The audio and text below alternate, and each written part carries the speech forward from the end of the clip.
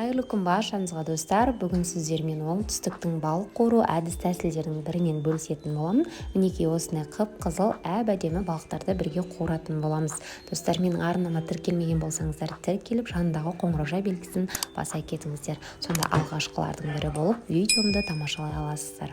Мінекей достар, алдын ала тазартылған, басы алынған осындай балықтарымызды дайындап алдық және оларды бірнеше бөліктерге бөліп аламыз. Қалауыңызша ұзын етіп, қысқа етіп, немесе бүтін етіп кесіп алсаңыздар да болады.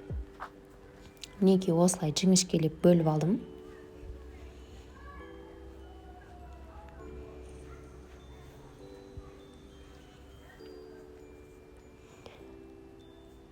Осылай бір балықты бірнеше бөліктерге бөліп аламыз. Және бүтін етіп те мінекей осылай гармошка тәріздес етіп, екі бетінде балықты кесіп аламыз. Бүтіндей етіп қору үшін бұл да бір жолы.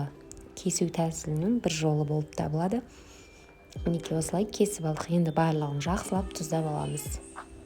Барлық жеріне тигізіп, іші сыртына да жеткізіп, мінекей осылай тұздап аламыз. Тұздап болған соң бетін жауып, біршама уақытқа тұзы сіңгенше кемінде 20-30 минуттай уақытқа қалдыратын боламыз. Енді достар, мінекей бізде оңтүстікте осылай ұнға балықтың екі бетінде малып, кішкене ұнын сілкіп жіберіп, қызып тұрған майға салып қуырып алады. Және де оны қайта-қайта ауыстыра бермей, сол бір беті толықтай қып-қызыл етіп піскенше қалдыратын боламыз. Мінекей осылай толықтай қызарып піскен соң келесі бетін аударамыз. Егер қайта-қайта ауыстыра беретін болсаңыздар, ол дұрыс піспейтін болады.